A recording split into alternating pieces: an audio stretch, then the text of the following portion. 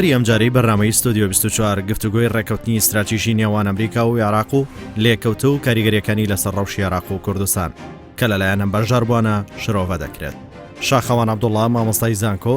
دکتۆر نەهرۆ زاگرۆس مامۆستای زانکۆ، بەرهەم عەلی نووسەر و ڕۆژنامەنووس، کاژان محەممەد کەریم چالاکوان.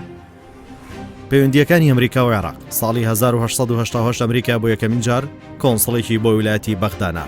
ئەمریکا لە ساڵی 1930دا دانی بە عێراقدانا و لە ساڵی 1931 نێردەی دیبلۆماسی ئەمریکای لە عێراق دەست بەکار بوو. 1991 لە ئەنجامی داگیرکردنی کورد لەلایەن عێراقەوە ئەمریکا بەڵێزخانەکەی لە بەغدا داخست. 2003 پرۆسەی ئازادی عێراق دەستی پێکرد. 2004 ئەمریکا بەڵێزخانەی لە بەغدا کردەوە. لە ساڵی 2010دا کاتێک باراک ئۆباما بوو بە سەرۆکی ئەمریکا بەڵێنی کشاندنەوەی هێزەکانی ئەمریکای لە عێراقدا. ڕێکەوتنی استراتیژی عێراق ئەمریکا 2008 ڕێکەوتنی استراتیژی عێراق ئەمریکا واژۆکرا کە تایبەت بوو بە ڕێخستنی پەیوەندیە فرەلایەنەکانی نێوان هەردوو وڵات و کشاندنەوەی هێزەکانی ئەمریکاش لە عێراق. ڕێکەوتن نامەکە لەلایەن هۆشیار زێبەری وەزیری ئەوکاتی دەرەوەی عێراق و ڕایان کرۆکەر باڵیۆزیە و دەمی ئەمریکا لە عێراق واژۆکرا. ساڵی 2011 هێزەکانی ئەمریکا بە یەکجاری لە عێراق کشانەوە.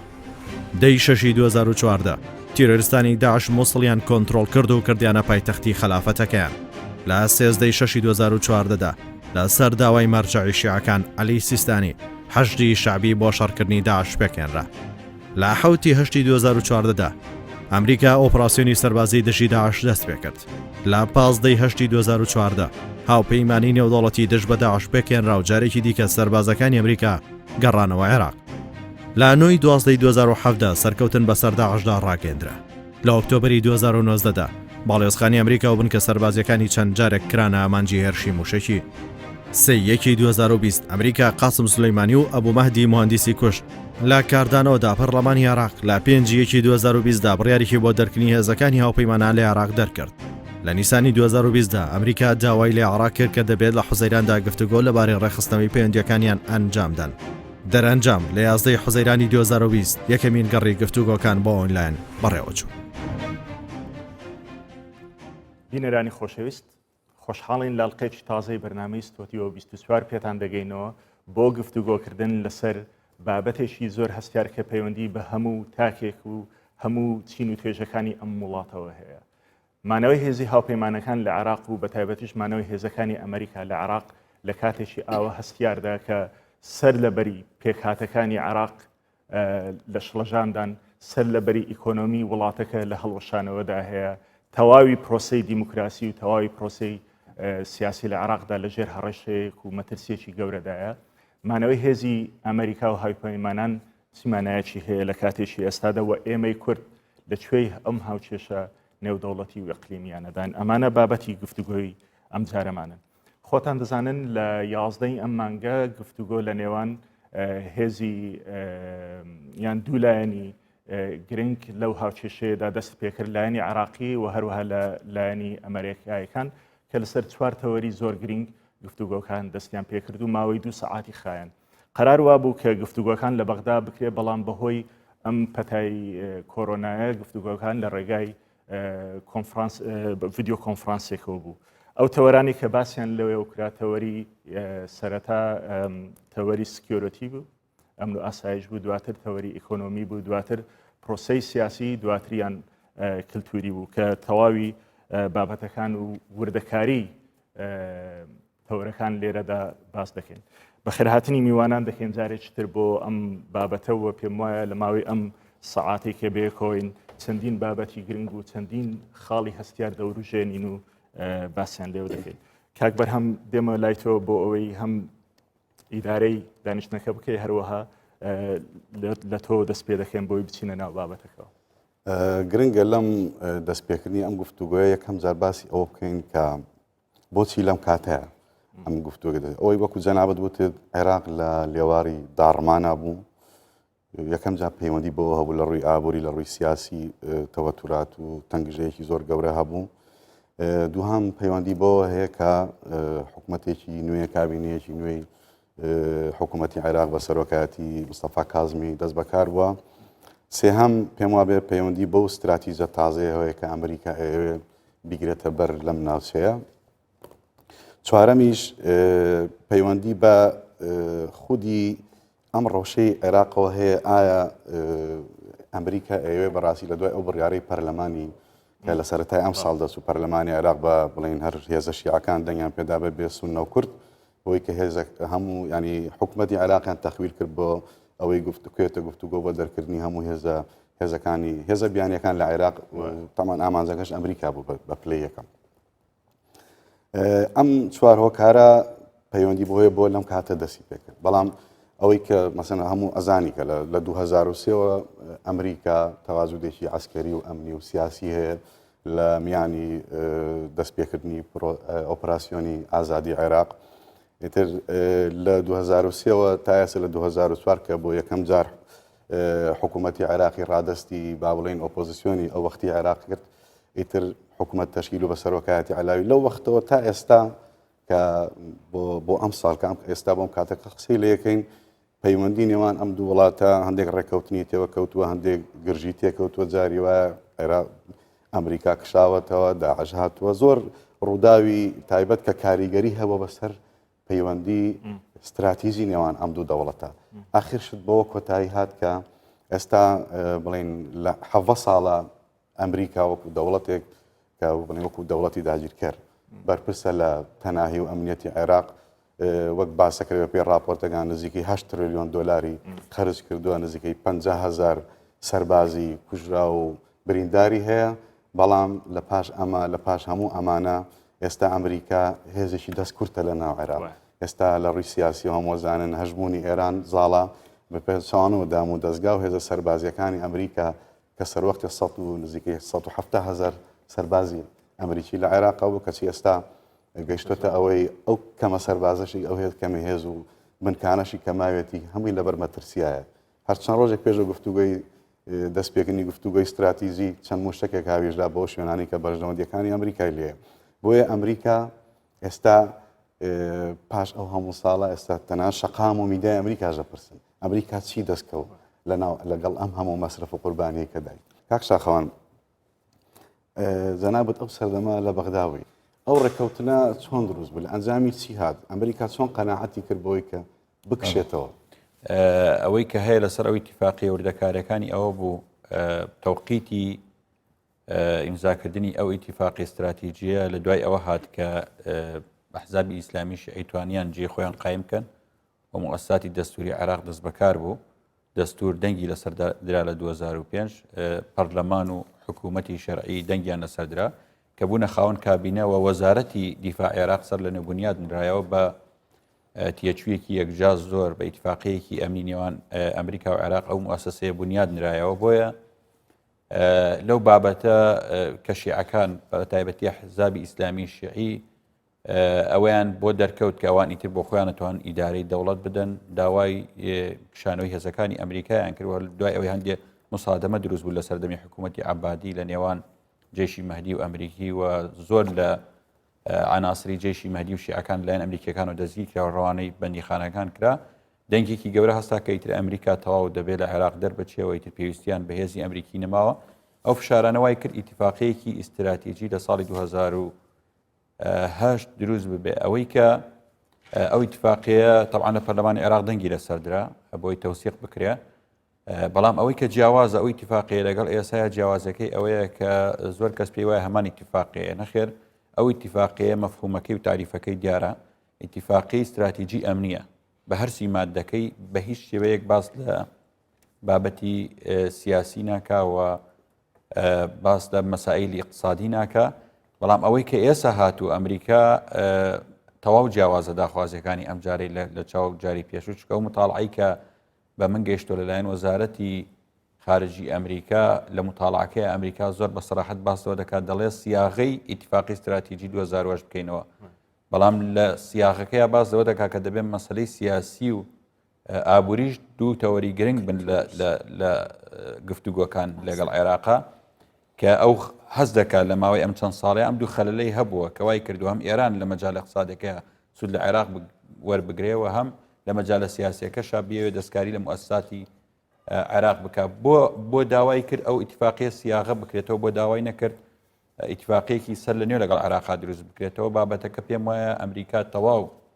لە دۆخی ناو پەرلەمانی عێراق ئاگدار ئەگەر ئیتیفاقیەکی نوێ بکرێت پێویستی بەوە هەیە کە لە ناو پەرلەمان دەنگی لەسەر بێتەوە بەڵام تعدیلی سیاخەکە بە جۆرێک لە جۆرەکان ڕەنگە پێویستی بە پەرلەمان نەبێ بەڵکو زیاتر وەزارەتی خارجی لەگەڵ دامەزراوە تەنفیزیەکانی عێراق بتوانن سیاغەی بکەن و بە شێوەیەکی تر دای بڕێژنەوە بۆیە ئەو دۆخەی ئەوجاوە لە دوای ئیتیفاقێکە تەبعاً ئیتیفاقەکە ساڵی 2008 کۆتایی 2008 ئیمزاکرا دەست بە مەراحلی ئینسحابکردنی هێزەکانی ئەمریکا کرا هێزەکانی ئەمریکا لە ساڵی 2011 ئینسحابیان کرەوە لەو فترەی 2008 بۆ 2011 ئەمریکا کۆمەڵی ئیتیفاقیاتی ئەمنی لە دەرەوە ئیتیفاقی استراتیژی لەگەڵ عێراق بەس لە مەجالی تەجهیز و تەسلیحە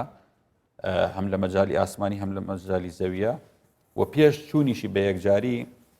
پرۆژەیەکی هەبوو بۆ ناوچە کێشە لەسەرەکان کە ئەویش دەبێ باسی لەسەر بکەین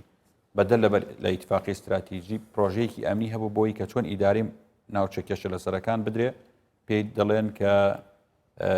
ئەو ئیتیفاقیە تا ئێساش بەردەوام تا ئێساش کورد باسی لێوە دەکات ئەوەی ناوچە با بڵین ناوچە کوردستانیەکە من ناوە ناوچە داگیر کراوەکان بەڕاستی ناوچەکانی دەرەوە ناوچە کوردستانیەکانی دەرەوە یێرم ئەنی ئەوە ئەگە بتوانین بخێنە تەوەری دووهەمی قسەکانمان لێ زۆر بڵین پێداگریمان لەسەر بابەتی کوردستان و ئەوانە بەڵێ اینجا ئەگەر عەفوم کەی ئەو ئیتیفاقیە هات بەردەوامیش بوو و لە دوای ئەو هەموو ڕووداوانەی کە ڕوویاندا لە 2015 کە من ئەندامی لیژنەی ئاسایش و بەرگری بووم ئەو کات شیعەکان پرۆژەیەکیان هێنا کە ئەو ئیتیفاقی استراتیژی بە تەواوی هەڵوەشێنرێتەوە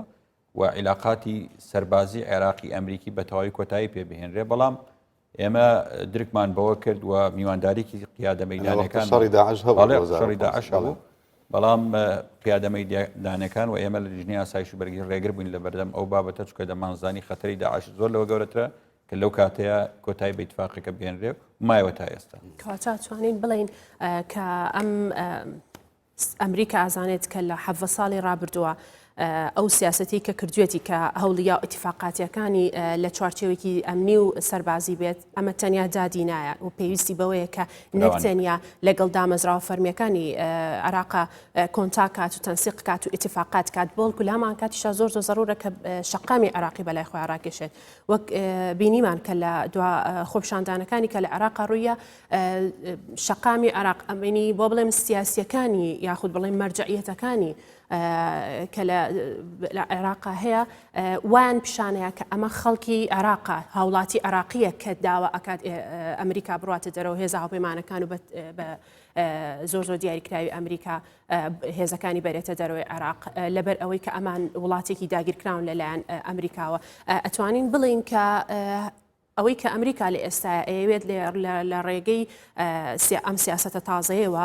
لە ڕووی هەیمەن و لۆجیستەوە بوونی خۆی بسەلمێنێت وەک ئەوەی کە پێشتر بە شێوەیەکی سلف سەربازی دەرکەوتووە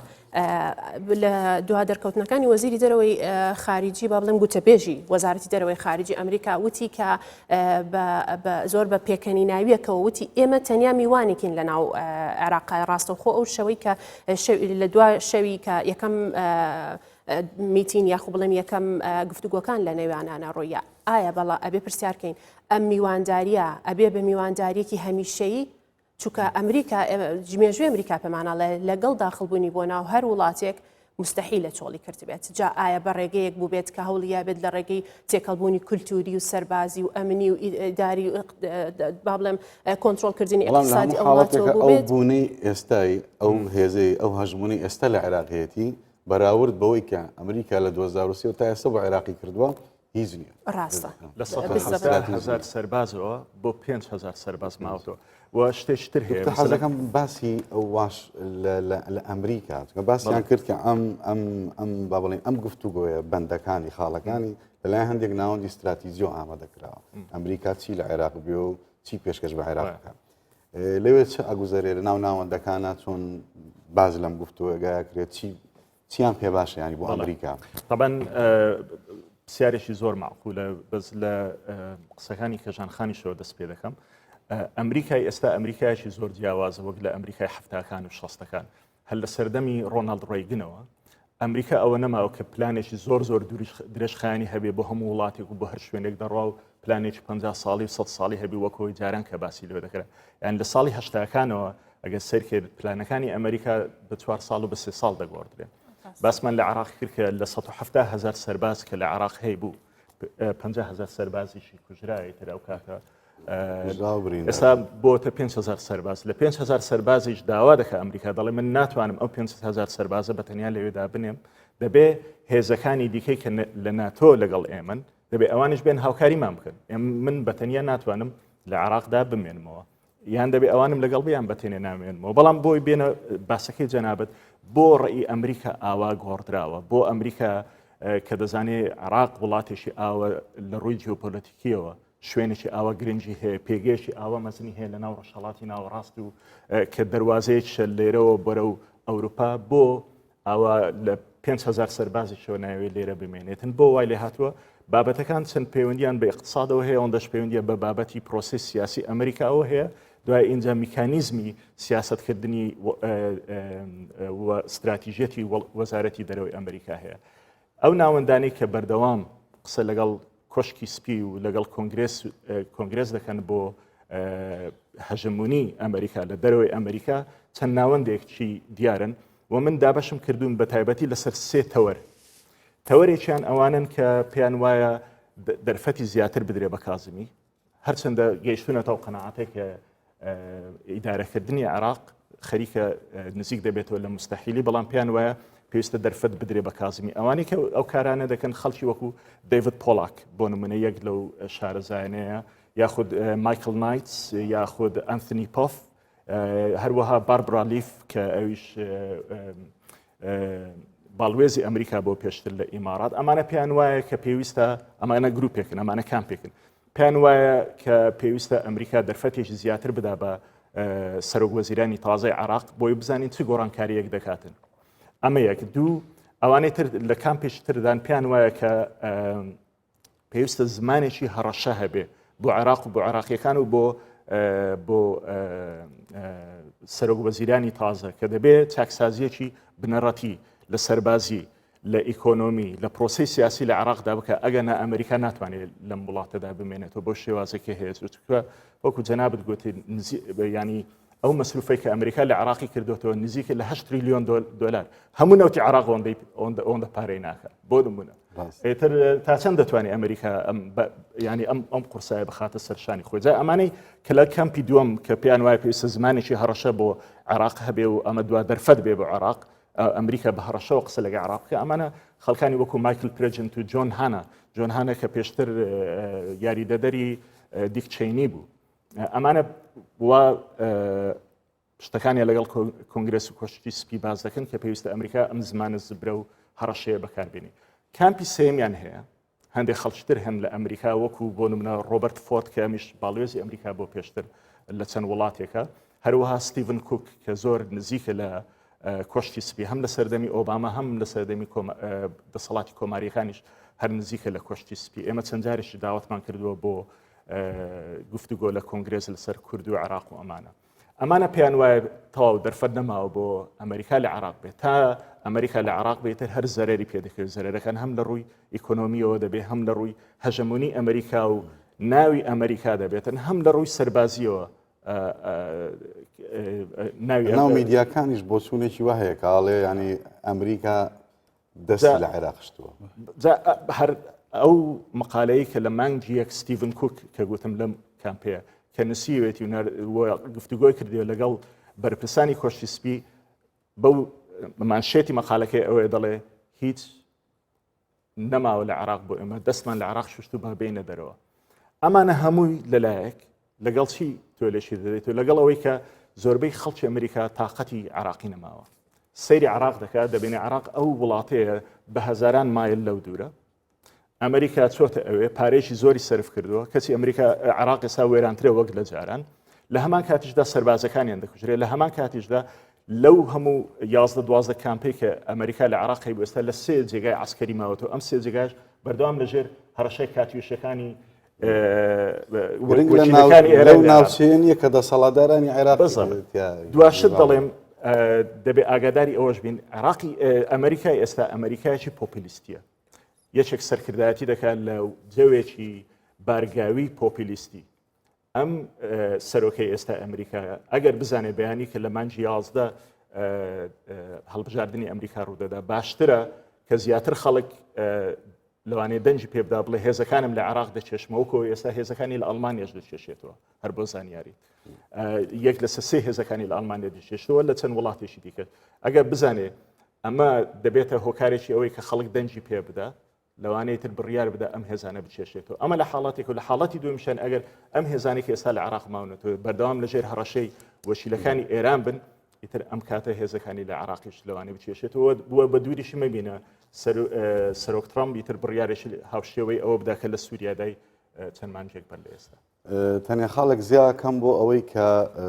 بۆچی خەڵکی ئەمریکا ناحەقی نییە برسێ بڵێ ئەمریکا چیەکە لە عێراق ئەنی ئێستا بەپی راپۆرتەکان 16 کەرتی وزە لە عێراق لە بندستی رووسیا و چینایە لە ڕێی چەند گرێبەستێکی درێژخایەنەوە جێکی بۆ 7 ساڵ ڕۆیشتۆ گەڵم جگەلەوە لە ڕووی سیاسی و ئابووریشەوە تورکیا و ئێران تقریبا کۆنتترۆلی عێراقیان کردووە ینی ئەمریکا شتێکی زۆر کەمی ڕەنگە ئێستا بۆ ما بێت لەم کێکە ئەگەر زۆرتریش لەسەرم نەکردوێت بەس بنەوە کاک شاخەوان باسی ئەوە بکەین ئەم ڕووداوە دەستپێکردنی ئەم گفتوگۆیە وەک هەر ڕووداوێکی تری کە لە عێراق ڕۆیە دیسان بۆ خۆی کۆمەڵ ینی پێکهاتەکانی عێراق کۆمەلگەی عێراقی کۆمەلگەیکی پردووە بۆ ئەم ڕووداوانی 2023 تا ئێستا و پێش 2023 بەڵام ئەم ڕووداوە دەستپێکی ئەم گوتوە دیسان هۆکارێک بۆ پردکردنی زیاتر ینی ئێمە بینیمان هەر لە ڕێی میدیا و لێدوانەکانەوە پێش دەستپێکردنی گفتوگۆکە ئەو لایەنە شیعانەی کە لە ئەزیندای ئێرانەوە نزیکن لە عێراقا هەمویان تقریبا پێکەوە وتیان ئەم ڕێکەوتنە بەمەرجێک لەگەڵیان بکرێ کە دەرکردنی یەکجاری ئەمریکا بێت ئەجا ئەمە لایەنە سونەکان کە خۆیان مارانگەستەی کشانەوە هێزەکانی ئەمریکان و ئەتوانم لە دوای کشانەوە هێزەکانی ئەمریکا و شەڕی داعش هەر جوگرافیاکیش نەمانایە جوگرافیای سون نەبێت سونەکان بە پێچەوانەوە لەگەڵمانەوە هێزەکانی ئەمریکان و تەنیا لێدوانیان ئەوەیە ئەڵێن ینی عێراق خاوەن سیادە بێ و دەستێوەردانی خارجی زۆر کاریگەرینە بەسەریەوە کوردیش لە ڕێی لێدوانی سەرکردە باڵاکانیەوە تا ئێستا دەرکەوتوو کە لەگەڵمانەوە هێزەکانی ئەمریکای و هۆکاری گرنگیش بۆ ئەوە سەرهەڵدانەوەی شەڕیدا ینی هێزەکانی باڵێن گروپی تیرۆریستی داعشە ئەم پێک ناکۆچیە کاک شاخەوان چڕێک جارێ هێشتا دیار نییە ئایا ئەماکەوێتە ئەم گفتووە ئەگاتە ڕێککەوتن یان ناگات بەڵام ئەگەر بگاتە ڕێککەوتن ئایا ئەم ڕێککەوت نامەیە ئەبێت چی تیاابێ بۆی ئەو پەرلەمانی عێراق کە جەنابەتیا ئەندام بووی پێشتر بڕیار ڕازی بێ لەسەری کە زۆر نەشی شیعەیە ئێمە باسمان لەوە کرد کە ئەمریکا جا لە مۆزوعی ئەمنی ئەوێ سیاسیەن لەم ئیتفاقیە دەوری هەبێ وەچی ئەوێ لە ڕووی سیاسی و لە عێراق چی ئەوێ ئەمە گرنگە و ئەو دۆخی کە ئێستا ئیتفاقەکەی تیا ئەبەسرێتەوە و جیاوازە لەگەڵ دۆخی 2010 لە 2010 ئەحزابی شیعی ئیسلامی لە ڕووی دەسەڵاتی تەنفیزیەوە بەقووەتر بوون وەک لە ئێستا و تەواوی وەزارەتەکان لە نێوان ئەحزابی شیعی ئیسلامی دابەش دەکراوە ئەوانیش لە سەرۆکوەزیرانەوە تا خوارەوە لەوان بن بەڵام بۆ یەکەم جارە لە دوای 2023 ڕێزوزەرایەکە بێت لە دەروی ئەحزابی ئیسلامی شیعی با بڵێن سەرۆکوەزیرانی عێراق کا سەرکردایەتی عێراقەکە لەم قۆناغە بۆ ئەوان گرنگە یەک لەبەرەوەی کە ڕەنگە زیاتر بتوان گفتوگۆ لەگەڵ کازمی بکەن لەبەرەوەی هەم پیاوێکی ئەمنیە لە یەک کاتدا کە پێش ئیتفاقی بڵێن کۆمەڵێک ئیتفاقی ئەمنی لە بوارەکەی خۆیان وەکو سەرۆکی جیازی مخابرات لەگەڵ ئەمریکای هەبووە و هەم کەسێک نییە سەر بە ئەحزابی ئیسلامی شیعی ڕەنگە خۆشتر بێ گفتوگۆی ئەمریکا لەگەڵ لەم دۆخەیە لەگەڵ دەسەڵاتی تەنفیزی و لەسەر ئیتفاقەکەی پێشوش ئەمریکا هێزەکانی لە کۆتایی ئەو مۆڵەتەی کە پێی درابوو لەژێر ئەو بەندەی کە هێزێکی ئەمریکا دەمینێت لە هەندێک مەساحەی دیاریکراو و ئەو مەساحە حەسانێکی دیبلۆماسی پێدا کە هیچ هێزێک بۆی نەبێ هێرشی بکاتە سەر و بۆی نەبێ ملاحەقی قەزایی ئەندامان و سەربازان و مدەربینی ئەوان لەو مەساحانە بکە لە کۆتایی 2011 ئەوەی کەمایەوە لە ژێر ئەو بەندەی کە هێزێکیان دەمێنێتەوە تەدریب و مەشق بە هێزی عێراقیەکانەکە 4800 سەرباز و با بڵێن ڕاهێنەریان مابوو ئەم ڕێژەیەوەکو خۆی مایەوە تا شەڕی داعشە شەڕی داعشوە لەبەر پێویستیەکانی ئەمریکا بۆ تەختی ئەرز و ئاسمان لە عێراق هێزەکان ویسان بەرز کردەوە بۆ 30,000 بەڵام بەم دوایانە لە دوای زاڵبوونی میلیشیاکان و ئەوەی کە حەشدی شعبی لە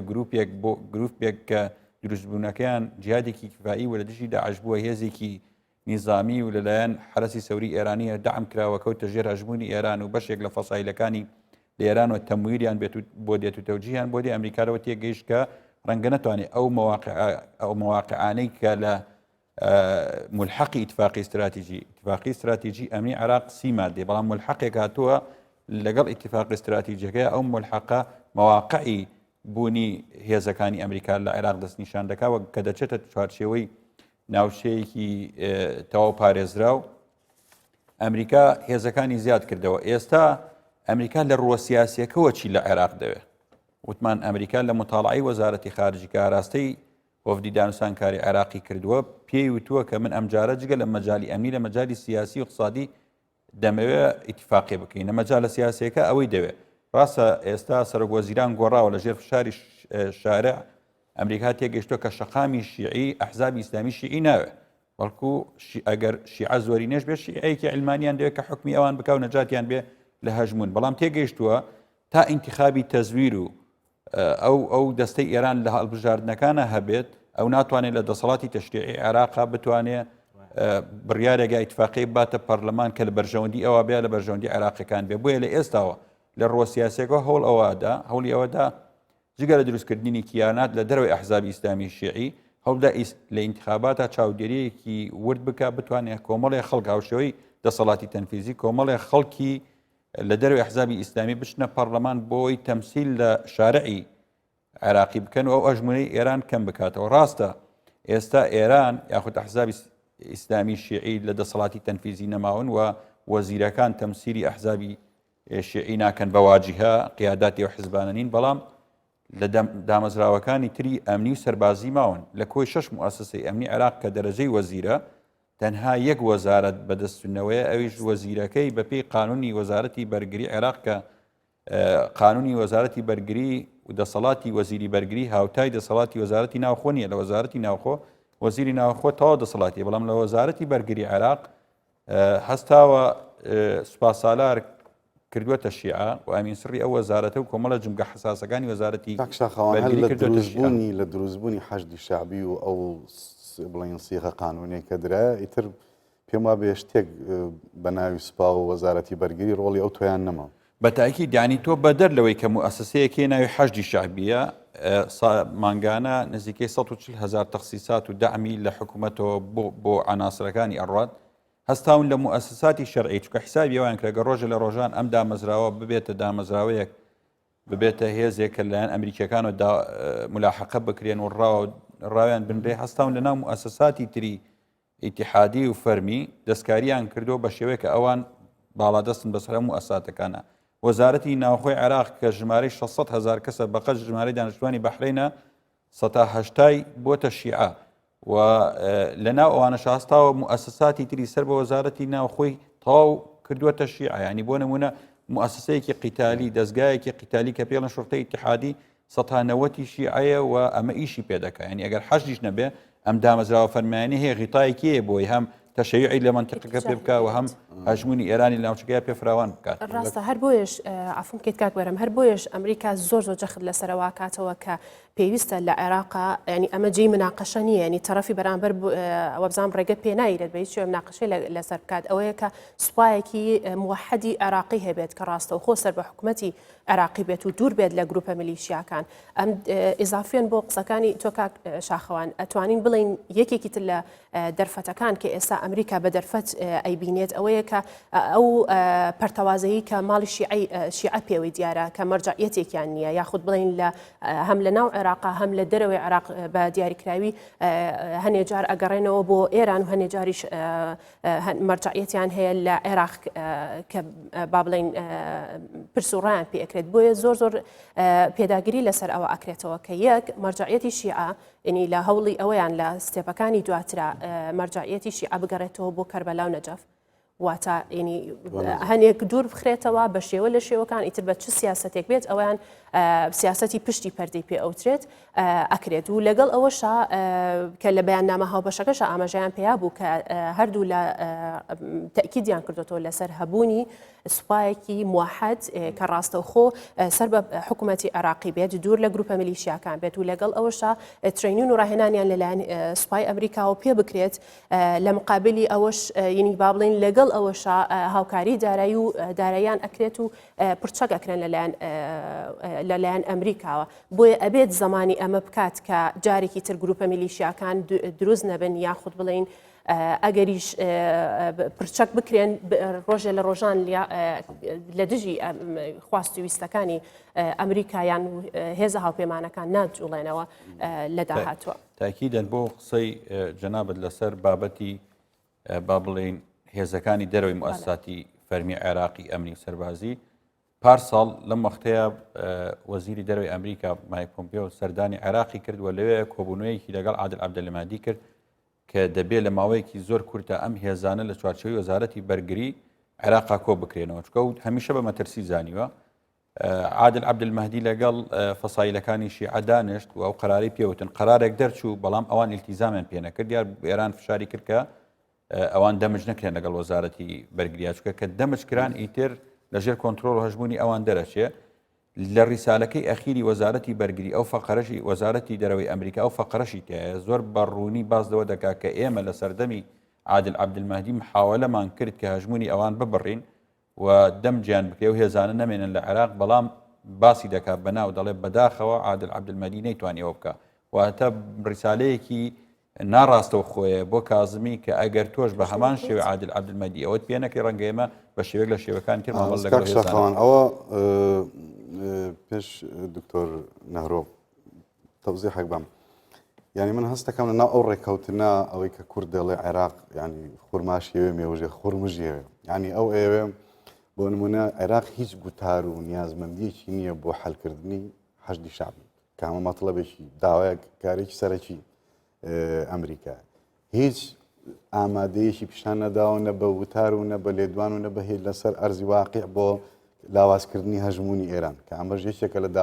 داواکاریەکانی دەستپێشی ئەم گفتوگویە مەسەرەن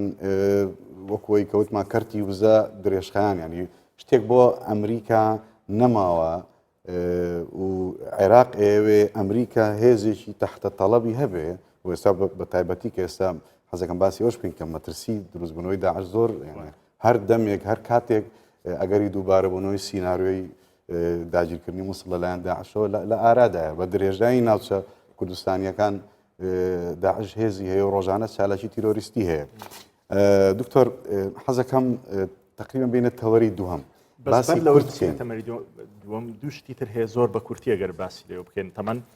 کۆبنەوەکە 2 ساعتی خایەن چەند کۆبنەوەی تری بەدوادادێ هەروەها سەرۆکوەزیرانی عێراقیش داوت کراوە کە بۆی بچێ بۆ کۆشتی سپی سەرۆکی ئەمریکا ببینێت تر لەسەر کاتەکەی دواتر خوان ئیتفاقی لەسەر دەکەن جگە لەو تەوەرانەی کە باسمان کرد کە قسە لەسەکرا لە پرۆسی سیاسی کە لەسەر هەڵبژاردن و ئەمانە دەبێ سەرۆکوەزیرانی ئێستا چی بکە خاڵێکی دیکەش تێدا بوو کە خاڵێکی کللتوریە تاوان لە دەستگاکان ڕاگەاندن زۆر باز لەو کللتوری دەکرێت بەڵام تەفاسیلەکەیان نەداوە تەفاسیلەکەی چییە چەند شتێکی گرنگەیەک لەوانە هەموو ئەرشیفی باسیەکان کاتی حکومڕانی تەنزیمات و هەموو شتێکیان براوەتە ئەمریکا کە لە ئەنستیتیوتی هوڤەرە لە زانکۆی ستانفرد عراق داوای کردەوە کە ئەم شتانەی بۆ بگەڕێنەوە هەر داواکاری ئێران ئەم شتانیان بۆ دەگەڕێنەوە جگە لەوەش عراق داوای کردووە کە ئەم سکۆڵەشیپەی ئەمریکا هەیەی بۆ قوتابیانی ئەم ناوچەیە کە ساڵانە چەند قوتابێک دەچن دەتوان لە ئەمریکا بخوێن و ئەم شتانە بەردەوام بێتن واتە ئەو چوارتەوەرە زۆر بە کورتی قسەی لەسەکراوە بەڵام ئەرشیفی جووەکانیش کە براوە هەندێک بەڵێ هەندێک لە لێدوانەکان ئەڵێن ئەبێ ئەوەش بێتەوە ئەرشیفی جووەکان کە لە عێراق براوە ئەمریکا نزیکە لە مستەحیلەوە ئیتر بەڵام ئەوەی باسیەکان و ئەوانەی تر بۆ عراق دەگەڕێنەوە پرۆسی ئەوەی کە قوتابی عراق بتوانێت بچێت لە ئەمریکا بخوێنێ و سکۆڵەشیپ هەبێ پارەی پێ بدرێ بۆ ئەم شتانە بەردەوام دەبن پرۆسە سیاسیەکە و ئیکۆنۆمیەکەش لەگەڵ ئیکۆنۆمی باز لەوە کراوەکە کە مایک پۆمپیۆ کاتە سەردانی بەغدای کرد و دواتر بە تەلەفۆنش لەگە عادل عەبدەلمەهدی ڕێگەم تەنها بە عراقدا بۆی بۆ 4 مانجی تریش بتوانێت غاز و کارەبا لە ئێرانەوە بهێنێتن ئیتر ئەم ماوەیە کۆتایی پێدێ عراق ئاەت بەڵام بەدیێ زانیارێکی زۆر گرنگ هەیە ینی 4 ڕۆژ پێش دەستپێکردنی گفتوگۆکە 4 ڕۆژ پێش ئەوە شاندێکی ئێرانی بازرگانی و ئابووریش هاتن بۆ عێراق و گرێبەستی تازەی کڕینی کارەبا و غازیان لەگەڵ ئەو نیازمەندیش پیشان نەنراوە بوو خلاصەی قسەکان ئەوەیە کە لەگەڵ ئێران عێراق و ئێران گرێبەستی تازەیان لە کڕینی کارەباوە کە ئەمریکا بەستا کە کاری لەم وڵاتە ئەوە بێ لێ نەگەڕێ داعش دروست ببێ گروپی تیرۆریستێ نەبێ و خۆشی بکوژرێ بەڵام خەڵکی تر سوود ببینێتن وەکو وڵاتێکی وەکو ئێران و ئەوانی تر ئیتر بۆ دەبێت لێرە بێت جا پرسیارەکانی ئەمریکا ئەمەیە بۆ لایەنی عراقی وە لە کۆبنەوەکانی داهاتوشدا وەردەکاری زیاتر دەخرێتە سەر بابەتەکان ئێستا ئەمە بچینە سەر کوردستان پێگە و ئایندەی هەرێمی کوردستان لە ئەم گفتوگۆیە کاک شاخەوان لە جەناب تۆ دەست پێ بکەم ینی وەک باز دەکرێت کە نوێنەری هەرێمی کوردستانیش بەشدارە بێت لە ناو ئەو گفتوگۆیە بەڵام کارنامەی تایبەتیش پێ بێگومان بەس کاک شاخەوان بەڕای ئێوە نازانم جەنابەت چەند ئاگاداری ئەو کارنامەی یان نا بەڵام ینی کوردستان بۆی کە سوود لەم گفتوگۆیە وەرگێ لە ڕێوە پێگە و پێگەی خۆی بەهێز کاتەوە کە بەداخۆ ئێستا پێگەی لاوازە لە عێراق ینی چی بکە کارنامەکەی چی بە گرنگە یا ئەوەی ئەوەی ئاگاداروی چییە کارنامەکە طبعا من پێشەوەی بچمە سەر بابەتە زۆر بە کورتی ئێمە زۆر باسیەوەمان کرد ئەمریکا چی دەوێت لە عێراق بەڵام باسیەوەمانەکە عێراق چی دەوێت لە ئەمریکا لەمە ئیتفاق استراتیجیە عێراق یەکشتی لە ئەمریکا دەوێت کە ئەویش هاوکاریکردنی عێراق لەم قەیرانەی کە ئێستا تێکەوتووە قەیرانێکی دارایی گەورە جەنابتان ئەزان مۆولی یەکەم و سەرەکی سندوقی نەقدی دەولی ئەمریکایە و هەژمونی لەسەر سندوقی نەقدی دەولی هەیە بەوەی کە دعم و قەرز بە چ دەوڵەتێ بداوە بە چی نەیدا بۆیە ئەگەر ئەمریکا عێراق سەرکەوتو نەبێت لەم و توێژانە لەم ئیتفاقیە لەگەڵ ئەمریکا دامی عێراق ناکە بە پێدانی قەرز واکەوێتە کێشەیەکی دارایی گەورە هەندێک میدیای عەرەبی بە دوایین دەرفەتی هەستانەوەی عێراقی بەڵێ و ئەمریکاش چیتر ئامادە نییە کە دامی عێراق بکە لە بەرامبەردا بەرژەوە خەڵکی تر سوود لە ئابووری عێراق ببینن وەک باسییان کرد ئەو بەڕێزانە لەسەر پێگەی کورد دیارە لە دوای ئیتفاقی استراتیجی کە ئەو ئیتفاقی ئەمنیە هەبوو لەگەڵ ئەمریکایە کۆمەڵ ئەحداس ڕوویاندا بۆ نمونە ئیتفاقی ئۆدێرنۆ لەسەر پاراستنی کە پێڵ ئیتفاقی ئۆدێرنۆ لەسەر پاراستنی ناوچەکانی دەرەوەی هەرێمی کوردستان دروستکردنی هێزی هاوبەش کە لە ساڵی 2010 بەرنامەی بۆ دانرا تا 2014 بەردەوام بوو کە ئەو ناوچانە باوبەشی بپارێزرێن هەتا ئێساش ئەمریکا دامی ئەو بابەتەکەوە لەگەڵێتی وەلو توێژەکانی ئەمە لە بەغدا لەگەڵ ئەمریکیەکان ئەویان تاکید کردەوە و دامی ئەو توێژانەی نێوان هەرێم بەغداش دیسان ئەوان دامی ئەوە دەکەن کە هێزێکی هاوبەش لەو ناوچانە هەبێ ئەمە دەبێ ئەو ئیتفاقیانەی کە لە دوای ئەم بابەتە کۆمەڵی ئیتفاقی لاوەکی لەگەڵ هەرێمی کوردستانە هەبووە لە مەجالی تەجهیز و تەسلیح هێزەکانی پێشمەرگە ئەوانەی کە کراوە لە دەروی ئیتفاقی استراتیجی هەندی ڕێکەوتن و ئیتفاقی لەگەڵ هەرێمی کوردستان لەگەڵ وەزارەتی پێشمەرگە کراوە دەبێ ئەم جارە تەزمین بکرێت لە ئیتفاقی استراتیجیەکە لە مەجالە ئەمنیەکە و لە مەجال اقتصادەکەیە امتیازات و سوودەکانی ئەمریکا بۆ عێراق لە مەجالی قەرزی نێودەوڵەتی و هاوکارەدارایەکانی ئەمریکا بۆ عێراق دەبێ ئەوەش تەزمین بکرێت کە مافی هەرێم تیا بەرجەستە بکرێەوە تەزمین بکرێت بە هەمان شێوە چۆن لە مەجال ئەمنیەکە لە مەجال اقتصادەکەش کە قەرزی نێودەوڵەتی دەدرێت بە عێراق بە هاوکاری ئەمریکا و بە دامی ئەمریکا دەبێەوە تەزمین بکرێت کە هەرێمی کوردستان بەشێکە لە عێراق و دەبێ هاوکاری بکرێت لەم پرۆسانە بۆیە پێم وایە وەفدی ئێمە زۆر گرنگە کە بەشدار بووە چکە غیابی ئێمە بابەتی ناوچە کوردستانی بابەتی ناوچە کوردستانەکان وەک باسم کردەوە لە مەلەفی ئەمنی باز دەکرێت و لە مەجاری ئیدارەکەی شادیسان دەتوانرێت ئەوان ڕۆڵ ببینن لەو مەجالەیە بۆیە پێم وایە ئەمریکا لە بردننی کورد بۆ ناو ئیتفاقی استراتیجیەکە زەرەر ناکە بەڵکو قازانجێکی گەوراکە بۆی دەرکەوت لە قەراری دوایی پەرلەمان کورد تاکە هێز بوو کە زۆر بەسەرەکی بە دەنگێکی بەرزوتیم لەگەڵ کشانەوەی هێزەکانی ئەمریکایانیم ئەم دەنگە بەرزەی کورد ئێستا ئەمریکا پێی دەزانێت و لە چەند مانگی ڕابردووە زۆر بە وازەحی ئەویان وتووە بە هەرێمی کوردستان کە ئێماسانی بەشێ لە فشارانەوەیە کە کورد دەنگی بە کشانەوەی هێزەکانی ئەمریکانە داوە بۆیە گرنگە ئەو بەڵام هەڵوێستێکی عملیشیان نییە ینی ئێستا نێوان هەولێر و بەغدا لە دۆخێکی خراپە هیچ هەڵوێستێکی تەنها پراکتیکیشیان نییە تەنها دامی و توێژەکانەکەن ئایگینا فشاریان دروست نەکرۆ تا ئێستا و من پێم وایە دەبێت لە ئێستا بەدەوا ڕۆڵ بگێڕن و هەرێمی کوردستان ڕەنگە تاکە موقع بێ بۆ ئەمریکیەکان کە لێوە زەرمەند نەبوون خەڵکیان نەکوژراوە استێهداف نەکراون و پەیوەندیکی بەهێزیشانەوە کورد ڕازگۆترە لەوانی تر لەوەی کە ئەگەر بڵێ دۆستایەتی دەکەم بەڕاستیەکە ئەمە نەک ئێستا بەڵکو هێنری کسنجەر کە وەزیری خارجی بووە کە ئەیگێڕێتەوە لە نامەکانی خەڵێ و کاتێک کە داوای هاوکاری کورد بۆ ئێمە هات لەلایەن جەنابی بارزانیەوە دەمانزانی کە ئەوان ڕاستگۆن لە گفتوگۆ و لە بەڵێنەکانیان بەڵام ئەو کات دۆخی ئەمریکاوە بوو کە بەرژەوەندی ئابوورەکانی لە منتیقە لەگەڵ خەڵکی ترا ڕێک بکەوێ بۆیە ئێستاش ئەبێ هەم کورد هەم لایەنی عێراقی وا بکە ئەمریکا بەرژەوەندێک ئابوورەکانی بە عێراقەوە ببەستێتەوە بۆی نەکا هەر ڕۆژێک و بەجێ بێڵێت چکە ئەمریکا ئێستا سیاسەتێک پێڕەوەکە کاگلیتۆرە زانی ئەمریکا ئەگەر بەرژەوەندەکانی ڕەبت نەبێت لەگەڵ شوێنە نایە تر تەسحێ بدا و قوربانی بدا و پارەسەر بکە و لە بەرامبەر هیچی دەست نەکەێت. ئەگەر لە بۆ دێکی تریشەوە سێری با بڵێم لە سوچێکی ترۆ سێری پەیوەندیەکانی هەرێم و ئەم وڵاتی با بڵێم ئەمریکا بکەیت ئەمە ئەم گفتوگویانە کەم و زۆر وەک وا دەرئەکەوێت کە ینی خۆی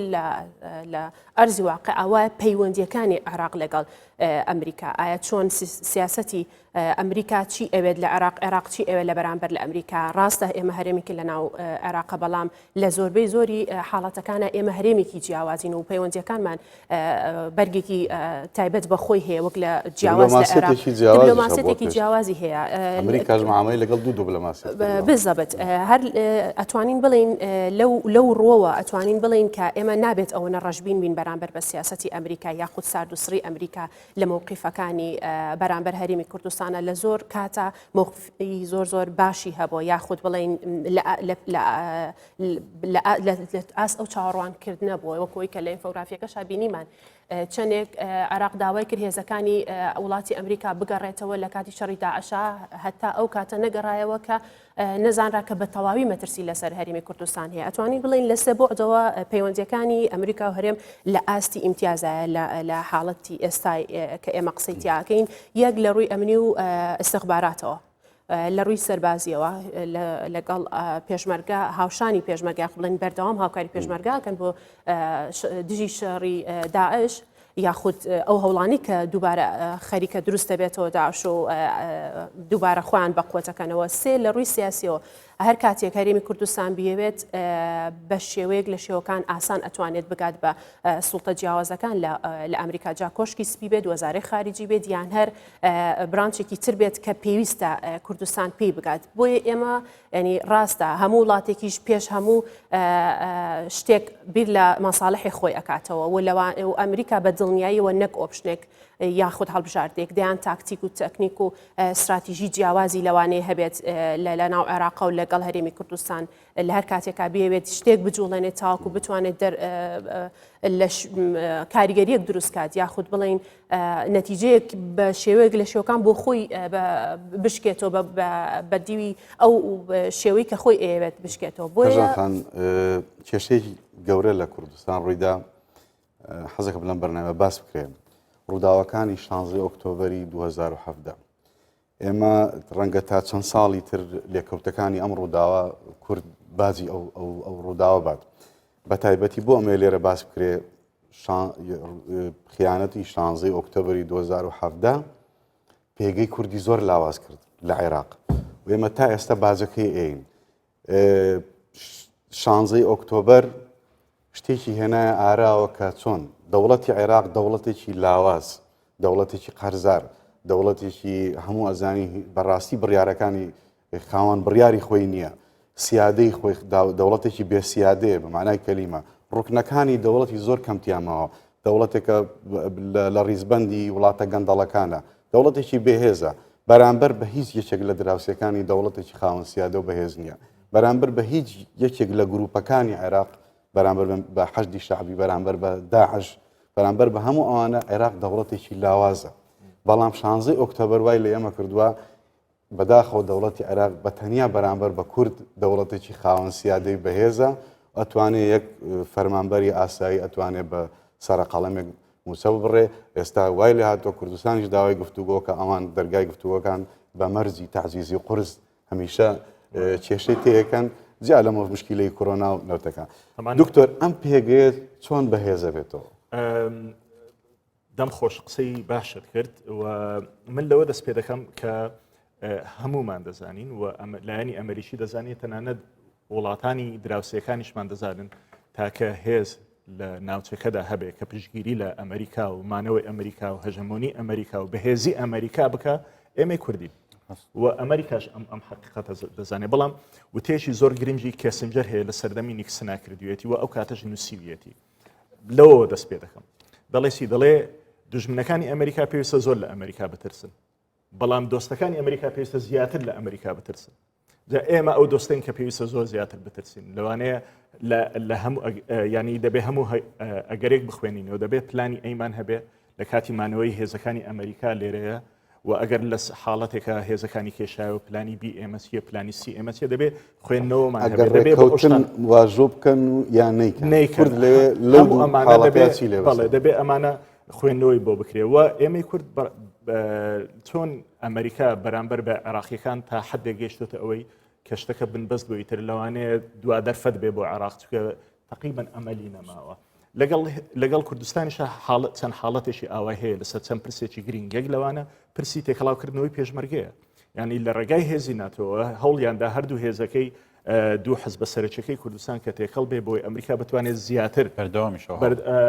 یارمەتی بدە تاکو ئێستا ئەمە نەکراوە هەر بۆ زانیاری لە کاتی شەڕی داعشە لە کۆنگرێسی ئەمریکا کۆنگرێس بریتە لە دوو شوێن ئەوەی کە بە مەفهومی ئێمە ئەوەی کە ئەندام پەرلەمانەکان کە دەنجی لەسەر دەدەن دواتر دەچێت ئەمەوی کە دەنجی لەسەردراوە دەچێت بۆ خانووی یاخود بۆ شوێنی سەناتۆرەکان کە ڕازی بن لەسەری دەبێت بە یاساوی تر تەنفیز دەکرێت لە لای ئەمە پەرلەمانەکانەوە ئیتر بڕیار درا کە ڕاستە و خۆ ئەمریکا هێز بدا چەک بدا بە کورد بە هەرێمی کوردستان بۆ ڕوبەڕووبوونەوەی داعش بەڵام کە مسودەکە ڕۆشت بۆ لای سەناتۆرەکان ڕەفز کرایەوە یەک لەو خاڵانێک کە ڕەفزیان کردەوە لەسەر ئەوە بوو کە لە هەرێمی کوردستان دوو هێزەیە ئەمریکا وەکو وڵاتێک ناتوانێت کار لەگەڵ هێز بکات دەبێت لەگەڵ جێهەتێکی فەرمی بکات چۆن لەگەڵ ئەم دوو هێزە ئەم باڵانسە بوەستێنیانی بەشێک لەو گرفتانی ئەمریکا لەگە عراقیەتی لەگەڵ ئێمەش هەیەی لەگەڵ ئێمەی کوردیش هەیەی جا دەمەوێت چی بڵێم لە کۆی ئەم قسانە دەبێ پلانمان هەبێ دەبێ بزانین چۆن بتوانین ئێمە ئەمریکا ڕازی بکەین کە لەم هەرێمەدا بمێنێتەوە لەم ناوچەیەدا بمێنێتەوە چونکە هەبوونی ئەمریکا جگە لە لەوەی کە لە ڕووی ئەمن و ئاساییشەوە لە ڕووی خۆشگوزارانی لە ڕووی بەردەوامی ژیان بەو پێکاتانەوە بەو کۆمەڵگەیەوە بەو پێشکەوتنەی کە هەیە دەپارێزێ لە هەمان کاتیشدا بژانەوەیەکی اقتصادی بە دوای خۆی دادەهێنێ بەڵام لە نەبوونی ئەمانەدا ئێمە تووشی چی دێن لە ڕۆژئاوای کوردستان کە ئەمریکا بڕیاریدا بگەڕێتەوە بزانێت توش چ کارە ساتێک بوو جا ئێمە دەبێت بەڕاستی لەم بەرنامەیە طبعاً کاتی ئەوە نییە باز لەوە بکەین پێویستە کورتی بکە بەڵام دەبێت پلانی ئەی و پلانی بی و پلانی سیمان هەبێ ئێستا حاڵەتەکە زۆر لەوە هەستیارترەوە وەک لەوەی چەند ساڵ بەر لە ئێستا لە بەرەوەی کاتمان کەماوە کاک شاخەوان بە خولەکوونی وێگەگە بتوانین بەیاننامەکە هیچ ناوی هەرێمی کوردستانیانە بوتیشیان هەندێک سەرچاوی میدیایی ئەڵێن وایە مەرجی عێراق بکە نابێت ناوی کورد و هەرێمی کوردستان بێت دووهەم ئایا کورد ئەتوانێت پێش ئەم دیدارەی شاندی عێراق بۆ سەردان کە بڕیاڕۆیە مانگی داهاتوو بیکات بۆ شاندی عێراقی بچێتە ئەمریکا بۆ درێژەدامە گفتوگۆ ئایا کورد دەتوانێت لەم بینە لەم کاتەیە دیداری وا دروستکاس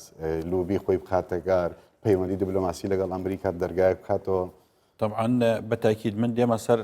پێشەوەی ئەو بابەتە جواب دەمەوە لەسەر ئەوەی کە عێراق مەرجی گەورە لەسەر کورددانێ عێراق ئەوەندە بەهێزنی عێراق لاوازە بەڵام ئێمە یەکگرتو تەبانی لە ناو خۆمانەگینا عێراق هیچ کات بەهێز نەبووە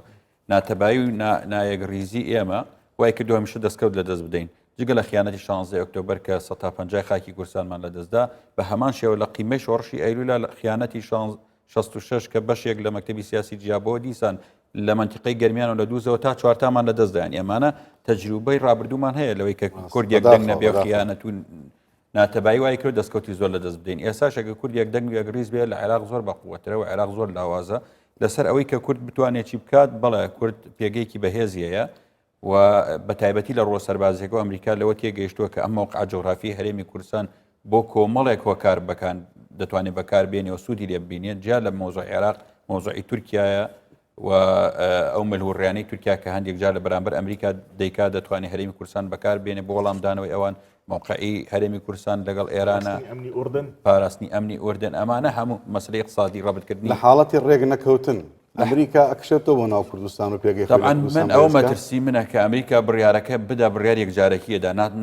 بڕیاری ئەوە نادا لە هەرێم بمێنێت لە عێراق بۆ ئێمە لە ئێسا دەبێت حسابیەوە بکەین ئەگەر ئەوان ڕاستە عێراق تووشی گرفتی گەورە دێ بەڵام هەرێمیش تووشی گرفت دێت لەوەی کە ڕەنگە ئێران لە پاشەکشی ئەمریکا سیاسەتی پاوانخوازی وشی ئای فراون بکاتەوە تەشێکردنی ناوچەکە فراون بکاتەوە بۆیە دەبێت هەموو حسابێ بکەین بۆ بڕیارە لە ناکاوەکانی ئەمریکا. دەستخۆش کەژان خان بەڵام ئیزافیان بۆ قسەکانی کاکشاخەوان ئەو ریسێرچ و بە بڵێن بەدواتە چوونە مۆثوقانەی کە کراوە ئەوە ئەڵێن کە ئەگەر لە حاڵەتی ڕێگنەکەوتنی ئەم اتفاقاتیە یاخود نەگەشتنە ئەنجامێک هێزەکانی ئەمریکا ئەکشێتەوە بۆ ناوچەکانی کە ئێمە پێڵین ناوچە کێشە لەسەرەکان یاخود ناوچەکانی دەروی هەرێمی کوردستان ئەگەڕێنەوە بۆ ئەوێ و لەوێوە ئەتوانین بڵین ئەنی هەژموری خۆی یاخود بڵێ سیاسەتی خۆی تطبیقەکات. ئەمە دووبارە من لەو بڕوایم کە لە قازانجی کوردنیە کە زۆرێک وە بیر ئەکەنەوە کە ئەمە احتیمالی هەیە لە قازانجی کورد و دووبارە کورد ئەمن و ئەمان و سەقامگیریکی زیاتر لە ئێستا بەخۆیەوە ئەبینێت و تا دوایی. بەڕای من ئەگەر بینەوە سەر ئەم ئەنی کۆتا کۆمنت زۆر زەرورە کە کورد هەمیشە لە دەرەوەی هەرێمی کوردستان هەموو جارێک ئەوە ئەڵێمەوە کە لە ناو خۆمانە چنێک ناکۆکین با ناکۆک بین لەسەر هەر شتێک کە بمانوێت بەڵام کە ڕۆشینە دەرەوەی هەرێمی کوردستان بە یەک دەنگ بە بڵێم هەوڵ بین بۆ مافە دەستوریەکانی هەرێمی کوردستان و بۆی کە بتوانین هەم ناوچە دابراوەکانمان جارێکی تر بگەڕێنینەوە و بتوانین کە ئەم بارە ئابووریە بە بڵێم قەیرانە ئابووری کە ئێستا حالیان تایەتی هەرێمی کوردستان بتوانین تێپەڕێنین. ئەگەر بۆ ماوەیەکی کاتیش بێت ئێمە پێویستمان بە دامێکی زۆر باشی مادی هەیە یاخ بڵێن دارایی هەیە بۆ ئەگەر ئەو ڕێکەوتنە بکرێت بە دڵنیاییەوە هەرێمی کوردستان قازانجەکات لە ڕووی ئابووریەوە لەبەرەوەی کە لە ڕووی ئابووریەوە قازانجێکیشی کرد بە دڵنیایەوە هەم سەقامگیری کۆمەڵاتی و کەم و زۆر سەقامگیری سیاسیش لەگەڵ خۆیان هێنێت.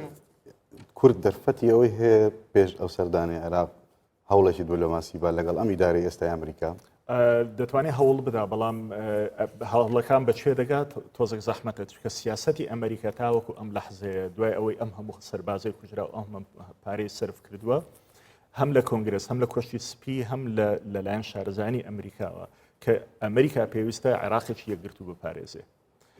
لە هەموو حاڵەتێکدا ئەگەر هێزەکانی بەرەو هەرێمی کوردستان بێنێ ئەبوو دوای ئەم هەموو ماڵوێرانیە کە بەسەر ئەمریکا هاتووە لەسەر عێراقەکەواتە خۆی دەوێت عێراق تێک بدا ئەمە بۆ ئەمریکا قورسە ناتوانێت ئەمە بکات جا ئێمە دەرفەتمان زۆر کەم لە بەردەم ماوە وەکو کورد بەڵام دەبێ هەوڵەکانی خۆمان بخەینەگەڕ تاوەکو ئێستا هەموو کارەکانی ئێمە لە ئەمریکا لە ڕوویەکی پرۆتۆکۆلی و دیپلۆماسی بۆ بەڵام لە ڕووەکانی دیکە نەمانتوانیوە خۆمان تێکەڵاوی دامەزراوەکانی ئەمریکا بکەن وەکو زۆربەی ئەو وڵاتانی کە لۆبیان زۆر بەقوتە لە ئەمریکا پێویستە ئێمە هەوڵ بدەین هەمان استراتیژی لە ئەمریکا بەکاربێنین. زۆر سپاس بە هەموو لایەکتان گفتوگۆیەکی بەسوود و پڕزانیاری بوو بینەرانی بەڕێز تا ئاڵلقەیەکی تری ستۆدیۆ 24 بەخواتان ئەسپێرین خواتان لەگەڵ و کوردستان هەمیشە بەهێز بێت.